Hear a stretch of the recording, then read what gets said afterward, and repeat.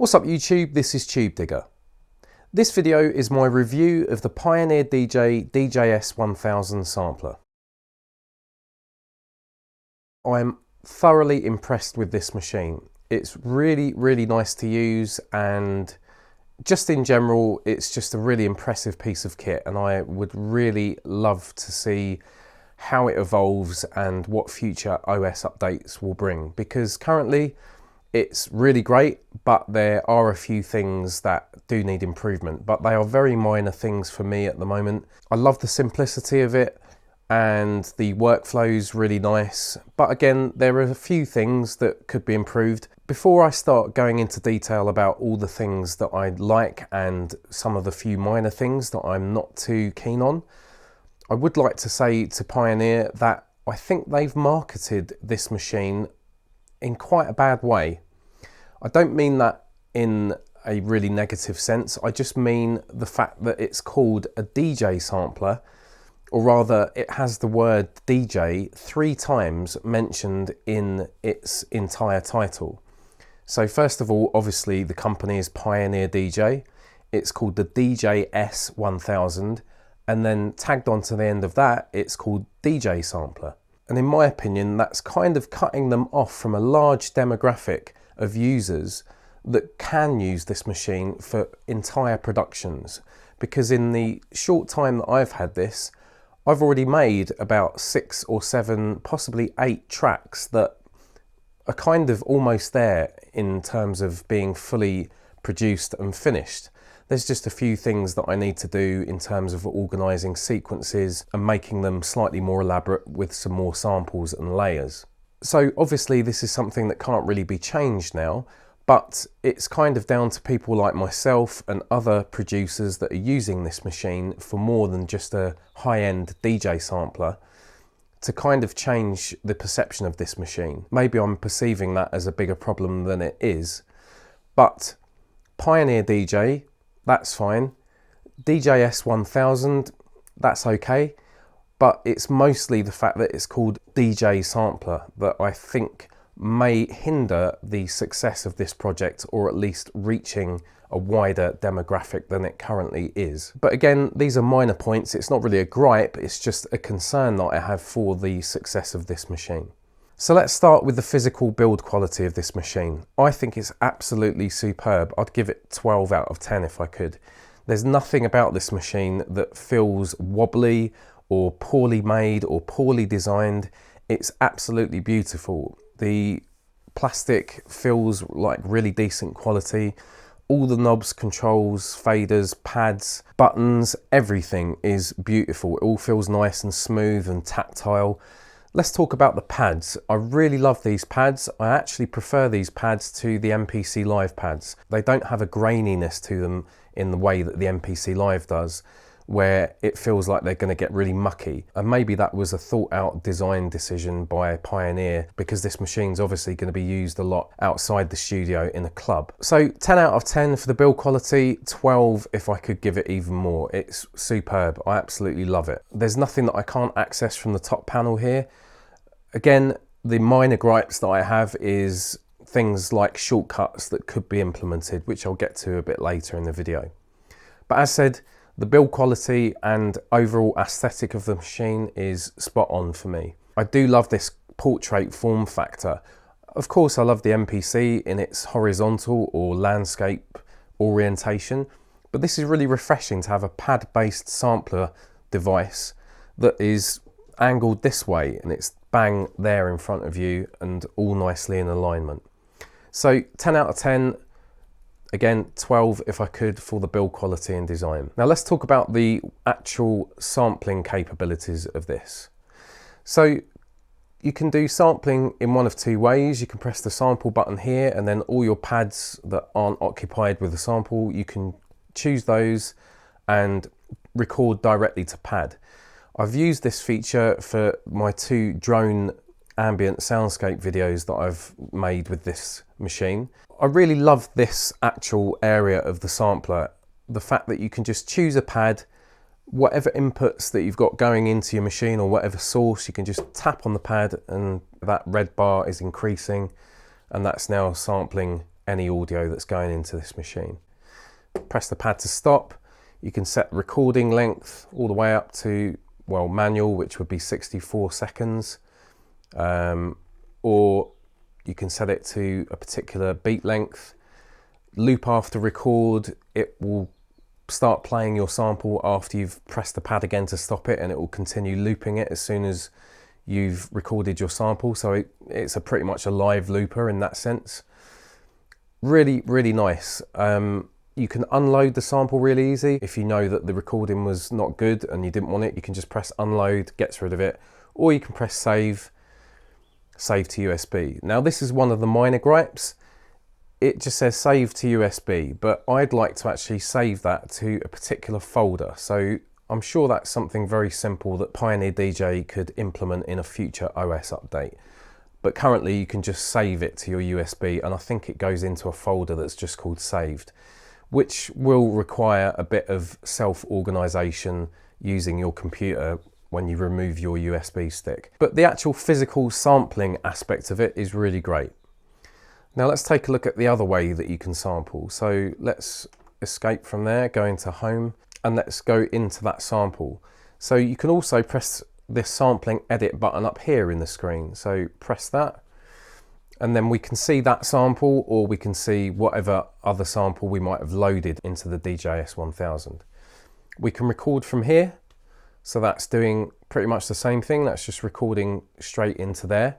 The edit functions are very limited. This is something that does need a lot of major improvements, in my opinion.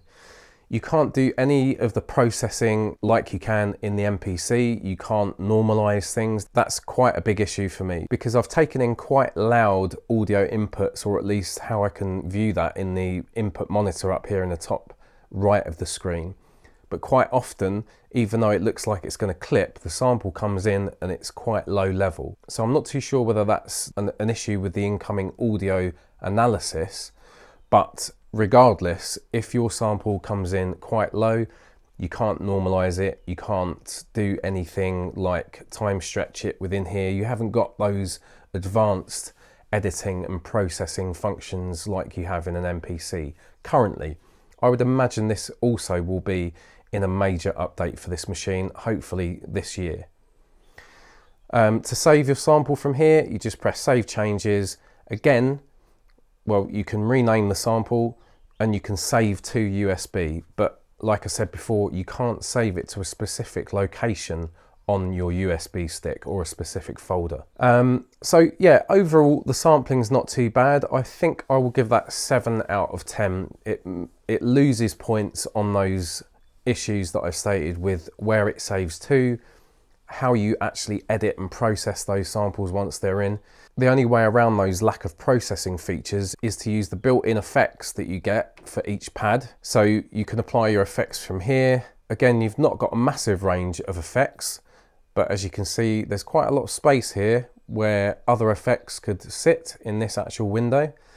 But let's say we did want to increase the gain of this sample, we could use a compressor for that and just use the actual out control here to increase the overall volume or the gain here.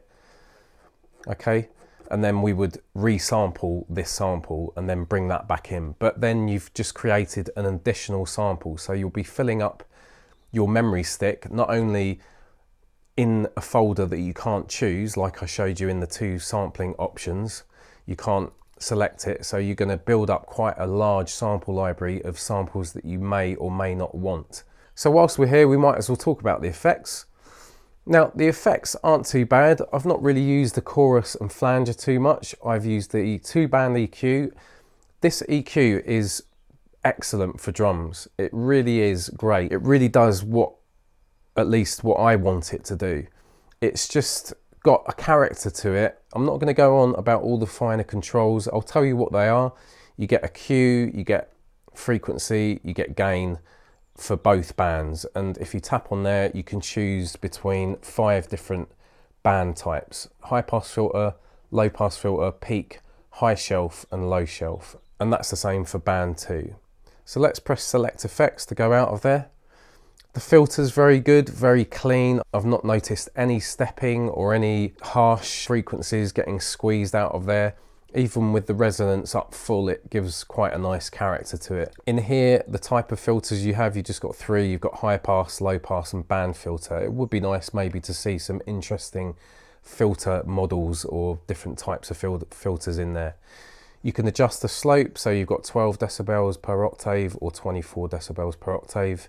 Cutoff, gain, resonance, and glide. Glide is almost like the equivalent of portamento for the filter, so it will glide between two states depending on how you've parameter locked those. So if I've got the cutoff on step 1 at a low value and my next step it's at a different value, it will glide between those two values. The last control over here is just the actual mix ratio of that multi-mode filter. The delay is pretty decent. It would be nice to have a bit more control over the time here. You can sync it to different beat divisions, or you can have it free and it goes up to 1 second, 1,000 milliseconds. You've got feedback and you've got a high cut. It would be nice if you had different types of delays in here, like ping pong and old tape style vintage kind of delays, things like that.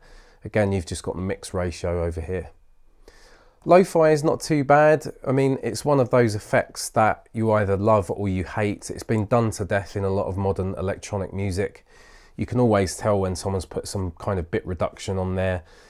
But, you know, it has its uses if you want to dirty something up that's quite subtle, but it's the sort of thing that I would never use for a main sample or a main element within my track, because it just sounds too obvious.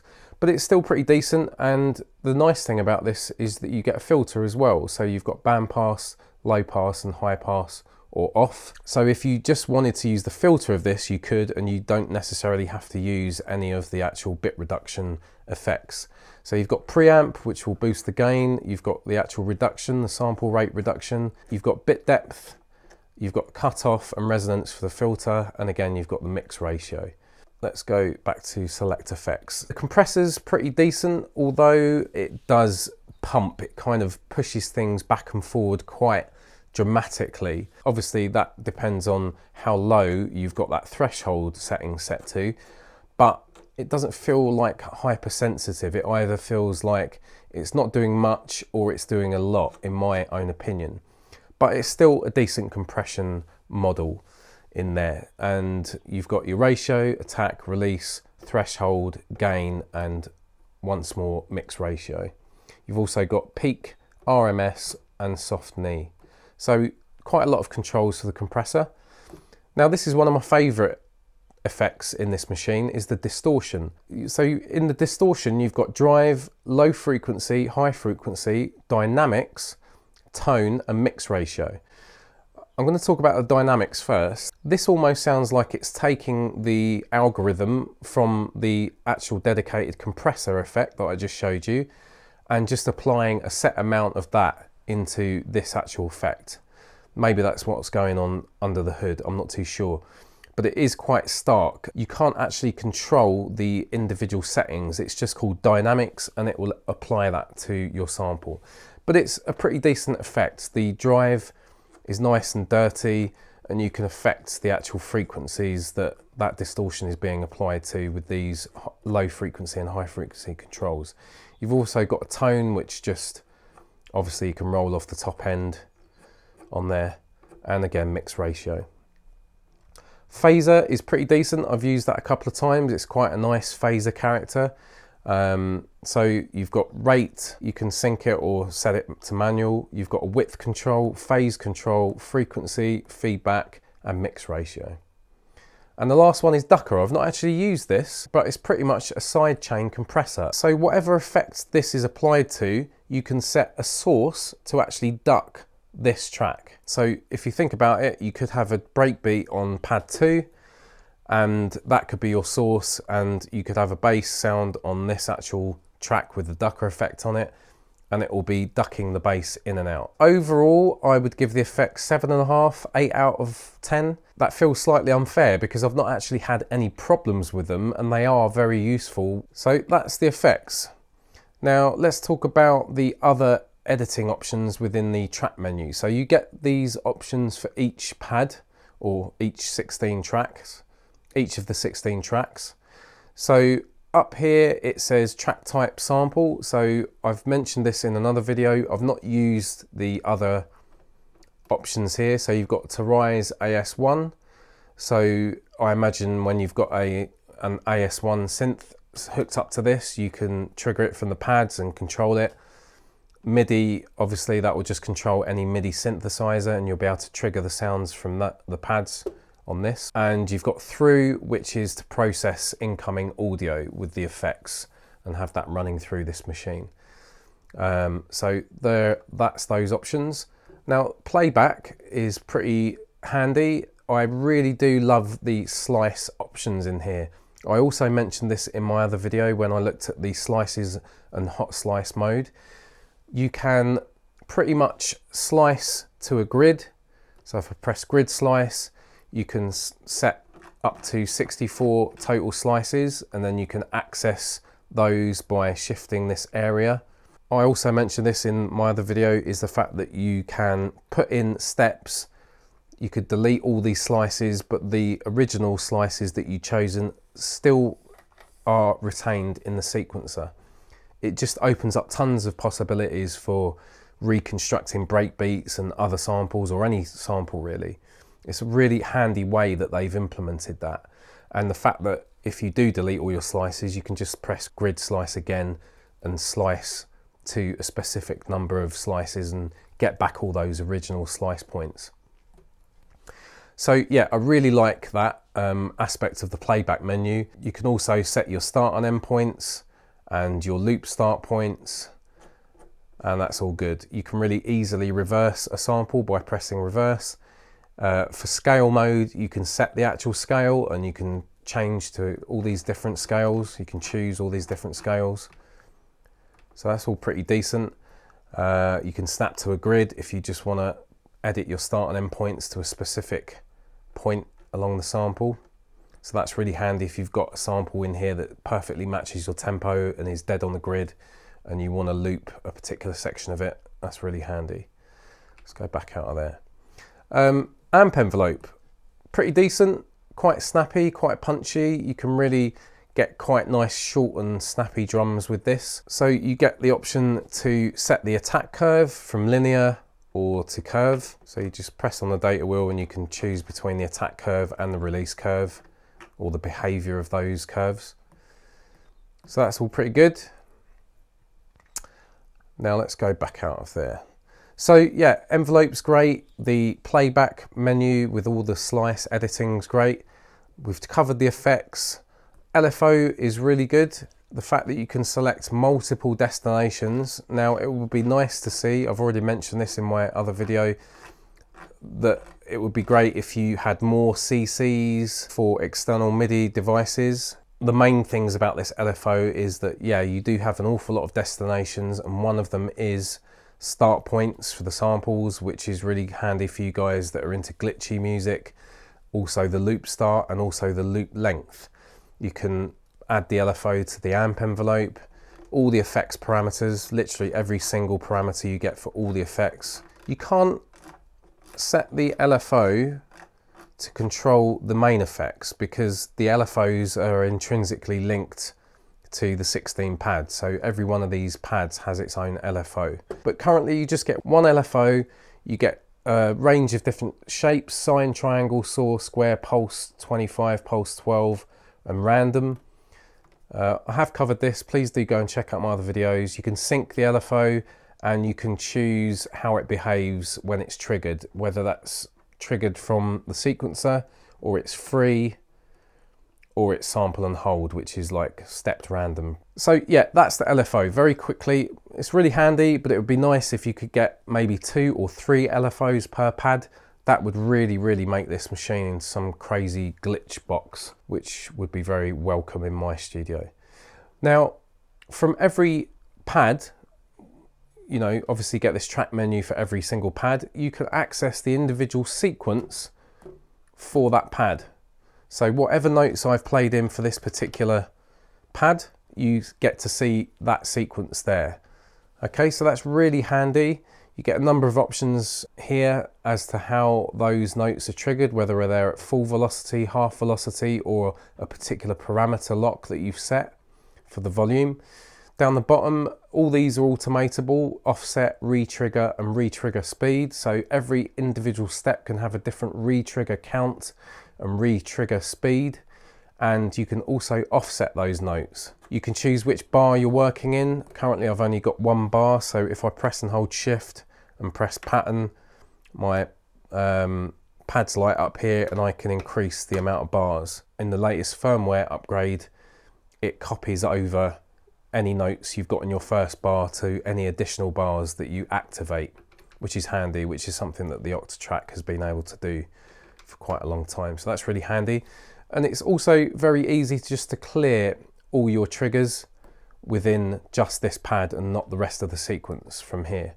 You can quantize your notes from here as well. Let's go back out of there. So that's really handy. So the actual track menu, most of that is really good. There's a few little omissions that hopefully will be implemented. And because they're not massive things, I can't see why this will be a major problem for Pioneer to get sorted for us, at least in the next 6 to 12 months. The next thing that I want to talk about is how you construct your sequences and your patterns and your scenes. Now, this is something that I will give, I reckon, at least 9.5 out of 10, maybe 10 out of 10.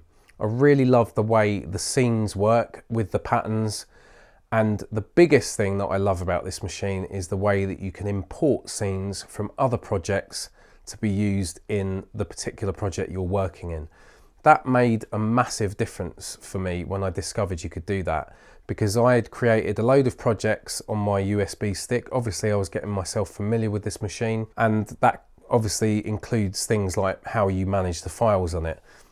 Of course, I've mentioned this a few times in this video already about how the samples are managed. That does need improvement, but just in terms of how the projects are managed, sometimes this machine seems to forget what project you're working in. So if I press save, it will give me the same options if I was to save as, and won't actually display the current name of this current project.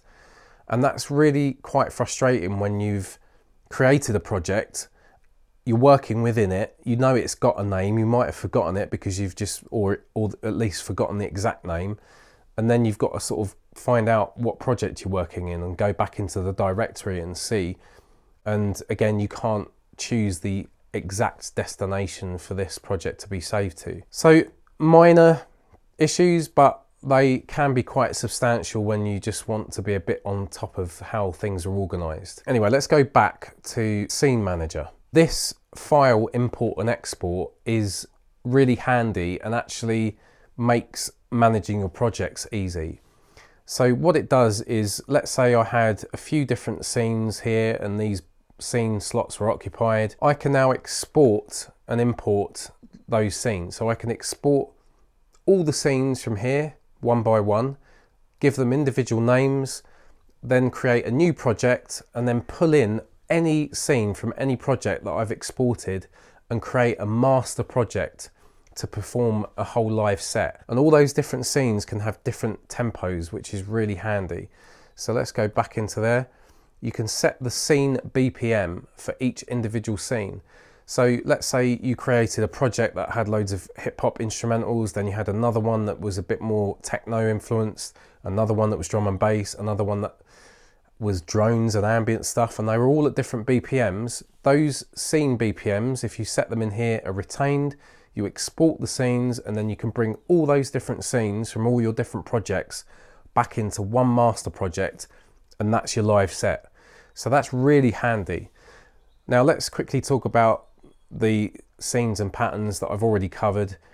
I really like the way this works. It's really nice. It would be amazing if there was additional banks where we could press and hold, you know, do a button combination and give us access to banks 17 to 32 maybe. But more so, it's the patterns. That's where this machine falls a little bit short.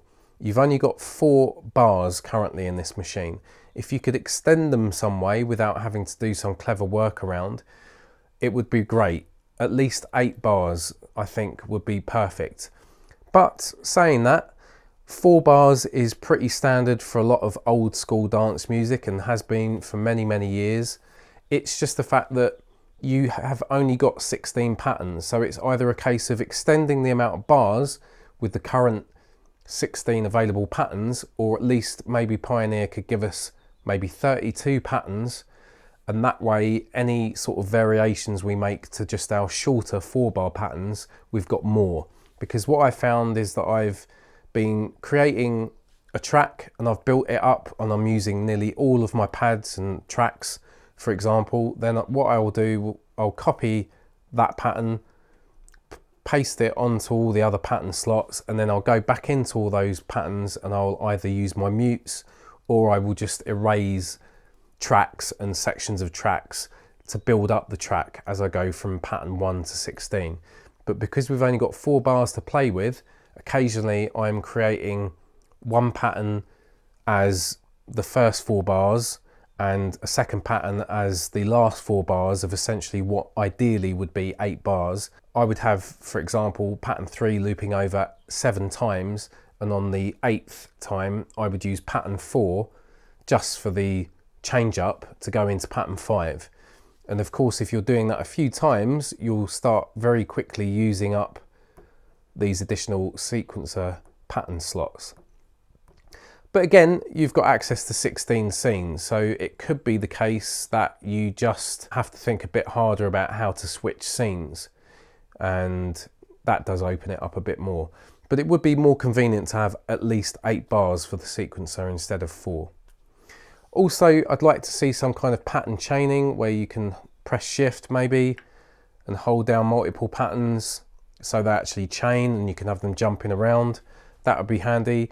Or maybe some kind of song mode. So the Octatrack has the option to select multiple patterns and chain them in a particular sequence or arrangement. The MPC Live has the song mode, so you can obviously arrange your patterns into a particular order and play that back as a song. Currently you have to do everything live from this machine.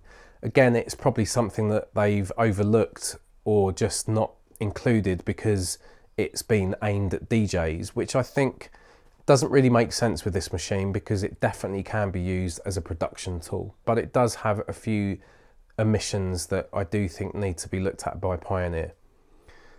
If we press sequencer, that's where we can access our entire sequence and all the tracks and all the note data that makes up our sequence. Can use the data wheel to jump across to each of those 4 bars, and we can use this middle knob here to jump up and down the tracks, and then we can delete notes from any track on any bar.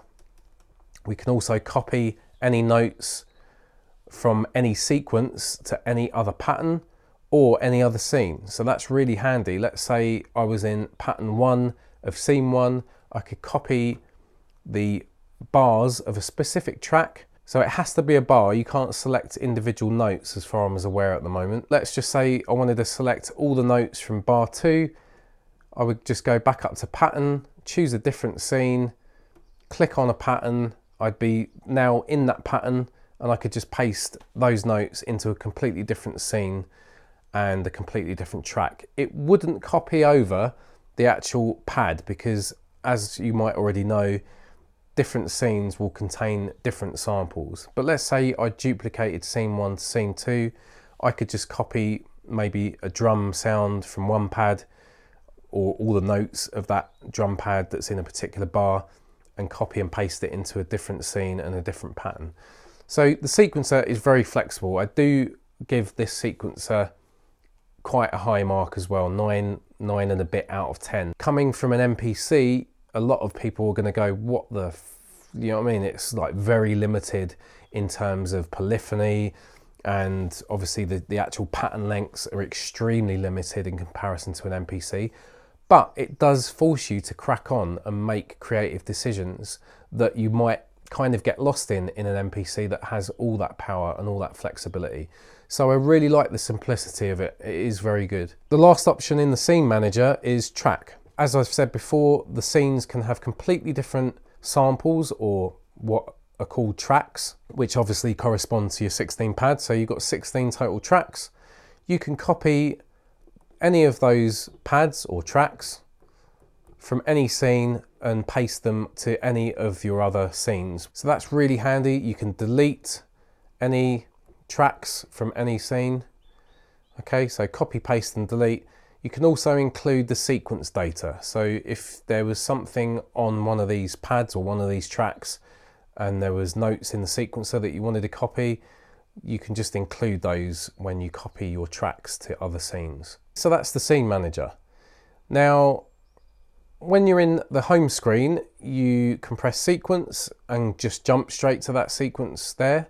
So it's a slightly different view from viewing it from this scene manager, and you've got the option to copy and paste the note data like I've just showed you, and you get the option to adjust your volumes and your pitch for every different track. So track settings. So here you can set your different pads to choke other pads, okay? And it gives you 8 different groups. So that's not too bad. In the MPC you get 32 different mute groups, which is essentially doing the same thing as choke. In here you just get 8, which is fine because you've only got 16 pads. It's more than enough, I think. And you can select the different colours for all those pads. So I don't know if you guys can see that. It's probably a bit small, but that is actually changing the colour of this track. And it gives you 16 different colours. And the last option there is the mixer. I mentioned this in the update video that I made last week. You can now press Shift and select all your tracks or multiple tracks and then mix all of those together in a group. I'll just quickly touch on the main effects. So quite a decent sound, but you don't get an awful lot of editing options. You've got a high pass filter, low pass filter, dub echo, pitch shifter. You've got lo-fi again, reverb.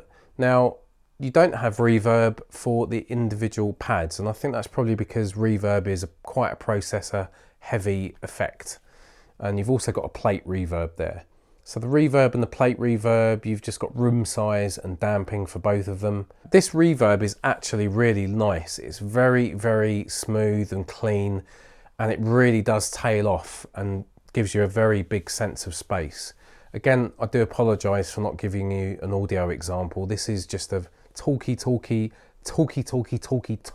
much talky video. So yeah, the effects, they're not on at the moment, even though this light is activated. To switch them on, that will start flashing and show you that that's on. So this is a global effect, but you can select any one of these pads, all of them, or just multiple ones, or just single ones, individual ones. Obviously, again, this is a very DJ orientated type of effect to have that on here. I've talked about the slice and hot slice modes in my other videos, so please go and check that out. They are really handy. I really like slice and hot slice, and scale's really good. It just essentially does what the MPC does when you put it into either 16 levels or if you've got a key group program, and you can very quickly create bass lines and melodies from your samples. Mute is just mute, obviously, and that's again really handy just to flick it into a quick mute mode. I know a lot of guys on the MPC user groups on Facebook are saying, why don't we have a dedicated mute button? It's not a big issue for me. Obviously you can use the pads to just mute things in the MPC if you switch it into pad mute mode, but yeah, I can see their point. It's quite handy having an actual dedicated panel mounted mute button to mute your different pads or your tracks. I'm just really going to go quickly through the top panel controls because this video is dragging on. You've got your tempo slider, that's quite handy. It is a little bit odd sometimes when you load in a project that's at a particular tempo, and sometimes that tempo reset button isn't locked. That's what locks it to the particular tempo or the default tempo of your project. I've noticed sometimes when I've loaded up something that's at 176 BPM that this is set to off, and I've nudged that and the track is playing back a bit funny, and it takes me a few seconds to realise, and I'm like, oh right, I've knocked my slider. But it is a very handy thing for DJs who are obviously beat matching and need to increase that. So it needs to be there. It's not a problem at all. It's just something that I thought I'd mention there. You've also got tempo nudge, negative and plus. The beat repeat, I don't really use this too much because it's a touch strip and getting the exact amount is a bit fiddly, but it isn't too bad. If you've got your pads set to velocity mode, you can get some nice rolls and it is fine. And you can do that for the actual repeating, you can do it for pitch, and you've got 2 user modes that you can set up different things to be affected by that.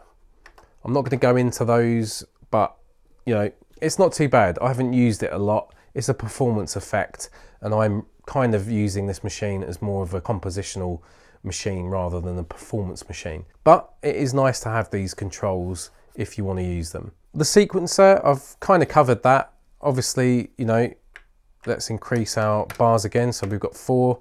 It is literally just a matter of jumping to whatever bar with these buttons and inputting your notes or live recording your pads, and those notes will show up in here.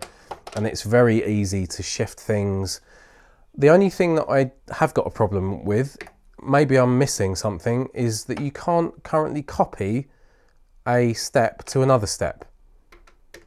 That seems like one of the most simple things that you'd want to be able to do on here, but you can't do it as far as I'm aware. I can't see where you can do that. I've not looked in the manual to see how that's done, but it seems like you can't. I do apologise if I'm incorrect on that. I've covered a few of the major features of this machine in my other videos, so please do go and check those out. But this is kind of my semi-brief, semi-detailed review of this machine. I will give it overall 9 out of 10. The DJS-1000 lacks a load of little minor things that are kind of irritating, but they certainly haven't stopped me personally from making some really nice stuff on this machine that hopefully I'll share with you guys in the coming weeks. I didn't talk about the sound quality. I think I've touched on this in my other videos. The sound quality is stunning. I think it's brilliant. It's really nice, the fact that you've just got the 2 outputs.